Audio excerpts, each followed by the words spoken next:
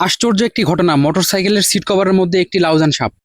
আজকে দুপুর 2টা 30 মিনিটের সময় আমি বাজার দিয়ে পার হচ্ছিলাম, হঠাৎ দেখি অনেক লোকজনের সমাগম।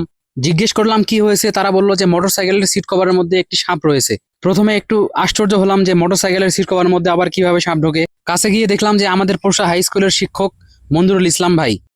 মঞ্জুরুল ভাই বলে, আমি বাসায় যাওয়ার সময় মিনা বাজারের সাইডে মোটরসাইকেলটি দাঁড় করাই, তারপর কিছু কেনাকাটার উদ্দেশ্যে দোকানে যাই। কেনাকাটা শেষ করে দোকান থেকে আসার সময় দেখি মোটরসাইকেলের সিটের মধ্যে থেকে সাপের মাথা দেখা যাচ্ছে। সাপের মাথা দেখে সে রীতিমতো চমকে যায় এবং সেখানে দাঁড়িয়ে যায়। আমি মঞ্জুরুল ভাইকে বললাম, ভাই মোটরসাইকেলটি স্টার্ট করে ধরে রাখেন, তাহলে ইঞ্জিন গরম হবে, তখন সাপটি বের হয়ে আসতে পারে। যেই বলা সেই কাজ, মোটরসাইকেলটি স্টার্ট করে ধরে রাখার পরে বেরিয়ে আসলো একটি লাউজান সাপের বাচ্চা। আসলে আমাদের গ্রামের ভাষায় সাপটিকে লাউজান সাপই বলে। আপনার এলাকায় এই সাপটিকে কি নামে চেনেন অবশ্যই কমেন্ট বক্সে জানাবেন, এবং সচেতনমূলক পোস্ট হিসেবে ভিডিওটি বেশি বেশি শেয়ার করবেন। এবং মোটরসাইকেল ওঠার সময় ভালো করে খেয়াল করে মোটরসাইকেলে চড়তে হবে, তা না হলে একটু অসাবধানতার কারণে অনেক কিছুই ঘটে যেতে পারে।